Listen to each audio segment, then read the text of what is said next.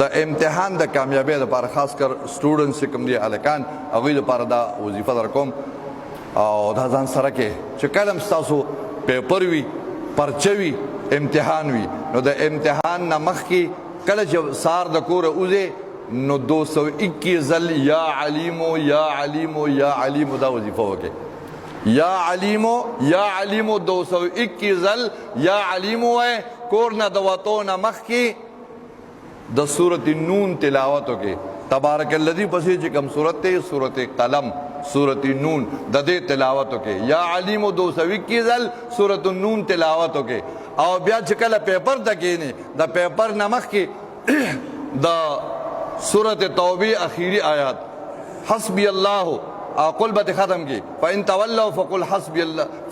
فإن تولوا بمکٹ کی فقل بمکٹ کی حسبي الله لا اله الا هو عليه توکلت وهو رب العرش العظیم دا آیات به وزل وی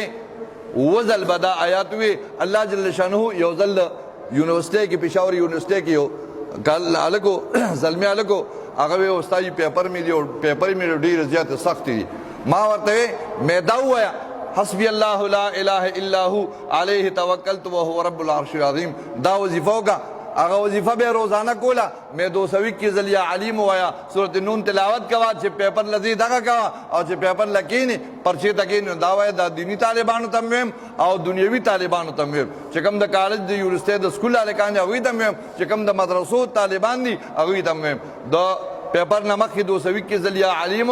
او سورت نون تلاوت او چې کله پیپر تکینی پرچې دا حسبی الله لا اله الا هو علیه توکلت وهو رب العرش العظیم وزل دا وای نو هغه ته مې دا وظیفه خو دا هغه وکړه بیا چې کله پرچې ختم شوي ډېر وخت پس راغی ماته مولوي صاحب الله پاک دې عمر کې برکت واچو قسم دی وی چې هغه هیر سوالات چې کوم ماته نه راتله وی هغه سوالات به الله جل شانه داسې ښکلي انداز سره ذهن راوستل چې ډېر په ټاپ باندې ډېر ښایسته لمبرې مې واخیستې نو دا بعضې ملګرو چې کوم دی مطالبه کړې وه چې داسې څه وظیفه چې هغې سره چې کوم دی امتحاناتو کامیابي راځي الله جل شانه دې زموږ د ټولو د دنیا او د آخرت خوشحالۍ ترقۍ نصیب کړي الله هم د پریشانونو سره واخر دعوانا الحمدلله رب العالمین